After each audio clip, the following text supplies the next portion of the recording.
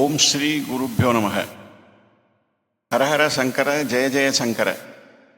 தெய்வத்தின் குரல், 2ஆம் பாகம்.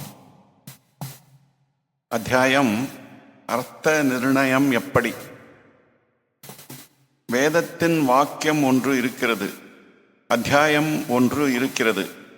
அதிலே என்ன அபிப்பிராயம் சொல்லி இருக்கிறது என்பதை எப்படி தெரிந்து கொள்வது? எந்த தீர்மானத்தை வலியுறுத்த அது ஏற்பட்டிருக்கிறது என்று தெரிந்து கொள்ள வேண்டுமென்றால் என்ன செய்வது? வேதத்தை அர்த்தம் செய்வதற்கு சில விதிகள் இருக்கின்றன. அவற்றை மீமாம்சா சாஸ்திரம் சொல்கிறது. வேதம் என்கிற சட்டத்திற்கு லா ஆஃப் இன்டர்பிரட்டேஷன் மீமாம்சைதான். சர்க்காரில் அநேக சட்டங்களை பண்ணும்போது அவற்றின் அர்த்தங்களை பற்றிய சந்தேகம், குளறுபடி உண்டாகும். அப்போது அந்த சட்டத்தை வியாக்கியானம் பண்ண இன்னொரு சட்டம் வகுப்பார்கள். அதுதான் லா ஆஃப் இன்டர்பிரட்டேஷன். வேதத்துக்கு இப்படி இருப்பது மீமாம்சை. அதில் வேதத்தை அர்த்தம் செய்து கொள்ள சில வழிகளை ஏற்படுத்தி இருக்கிறார்கள். உபக்ரம, சம்ஹாரம், அபியாசம், அபூர்வதா, பலம், அர்த்தவாதம், உபபத்தி என்று 6 வழிகளை காட்டி இவற்றில் வேத மந்திரங்களின் உத்தேசத்தை தெரிந்து கொள்ளலாம் என்று மீமாம்சை சொல்கிறது. ஆரம்பமும் முடிவும் ஒரே விஷயமாக இருந்தால் அதுதான் உத்தேசம்.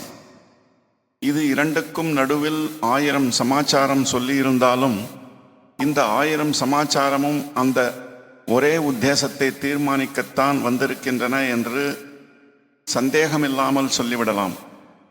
இதற்குத்தான் உபக்கிரம, சம்ஹாரம் என்று பெயர். உபக்கிரமம் என்றால் தொடக்கம், உபசம்ஹாரம் என்றால் முடிவு. ஒரு உபன்யாசத்திலோ ஒரு கட்டுரையிலோ ஒரே விஷயத்தை திருப்பி திருப்பி சொல்லிக் கொண்டிருந்தால் அப்படி சொல்லப்படுகிற விஷயத்தை தீர்மானம் பண்ணுவதற்காகத்தான் அந்த உபன்யாசம் அல்லது கட்டுரை என்று நினைத்து விடலாம். பிரசங்கம் எதை பற்றி என்று தெரியாது, இன்விடேஷனை பார்க்கவில்லை, நோட்டீஸ் போடவில்லை, ஆரம்பித்து 15 நிமிஷம் கழித்து தான் நாம் வந்தோம். அந்த பிரசங்கத்தின் நடுவில் பிரசங்கி அநேக சமாச்சாரங்களை சொல்கிறார். ஆனாலும் எது திருப்பி திருப்பி சொல்லப்படுகிறதோ அதுதான் அந்த பிரசங்கத்தின் தீர்மானம் என்று முடிவு செய்யலாம். ஒன்றை அடிக்கடி திருப்பி திருப்பி சொல்லுவது அல்லது செய்வதுதான் அபியாசம். ஏதாவது ஒன்றை மனனம் பண்ண வேண்டுமானால் திருப்பி திருப்பி போடுகிறோம். திருப்பி திருப்பி தண்டால் முதலேன போடுகிறார்கள். அது தேகாபியாசம். அப்படி ஒரு விஷயத்தை தீர்மானம் பண்ணுவதற்கு உபயோகப்படுவது அபியாசம். திருப்பி திருப்பி சொல்லப்படும் விஷயம்தான் அதன் முடிவான தீர்மானம் என்று தெரிந்து கொள்ள வேண்டும். இன்னொன்று அபூர்வதா. ஒரு பிரசங்கத் தொடர் முந்தா நாள் கேட்டிருக்கிறோம், நேற்று கேட்டோம், இன்றும் கேட்கிறோம். நேற்றுக்கு முந்தின நாள் சொன்ன விஷயங்களை இன்றைக்கும் சொல்லலாம். இருந்தாலும் இதுவரைக்கும் சொல்லாத சமாச்சாரம் இன்றைக்கு ஏதாவது சொன்னால் அதுதான் அன்றைய பேச்சின் முக்கியமான உத்தேசம். இதுவரைக்கும் சொல்லாத ஒன்றை இன்றைக்கு அதிகப்படியாக சொன்னால் அதிகப்படியாக சொல்கிற புது விஷயம்தான் இன்றைய பிரசங்கத்தின் விஷயம் என்று தெரிந்து கொள்ள வேண்டும். நடுவில் என்னென்ன சமாச்சாரங்கள் சொன்னாலும் அவையெல்லாம் இந்த ஒன்றுக்கு அனுகுணமானவையே. இப்படி ஒரு விஷயத்தை தீர்மானம் பண்ணுவது அபூர்வதா, புதிதாக சொல்லப்படும் விஷயம். பூர்வத்தில் வராதது அபூர்வதா. இப்படியே தான் ஒரு புஸ்தகத்தில் அநேக விஷயங்கள் சொல்லியிருந்தாலும் எதற்கு பலன் சொல்லி இருக்கிறதோ, அப்படி செய்தால் என்ன பலன் தரும் என்று சொல்லி இருக்கிறதோ அதுதான் அந்த புஸ்தகத்தின் தீர்மானம் என்று தெரிந்து கொள்ள வேண்டும். இதற்குத்தான் பலம் என்று பெயர். அநேக சமாச்சாரங்களை சொல்லிக் கொண்டு வருகிறோம்.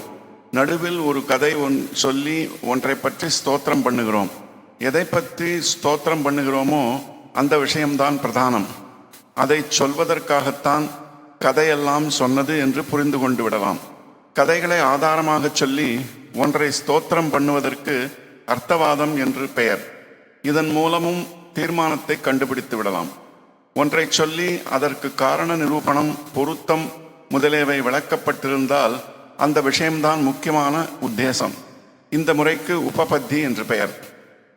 உபக்ரம, உபசம்ஹாரௌ, அபியாசௌ, பூர்வதாபலம், அர்த்தவாதோபதேத்தி சலிங்கம் தாத்பர்ய நிர்ணயே என்று இந்த 6 விதமான லிங்கங்களினால் ஒன்றை தீர்மானம் செய்து கொள்ளலாம் என்று மீமாம்சா சாஸ்திரங்களில் சொல்லப்படுகிறது.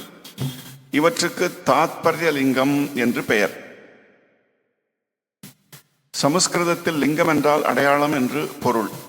ஆரம்பமும் முடிவும் சொல்ல முடியாத பரமாத்மா தத்துவத்துக்கும் நீள உருண்டையாக இருக்கிற பிரபஞ்சத்துக்கும் அடையாளமாக இருப்பதுதான் கோவில்களில் உள்ள லிங்கம்.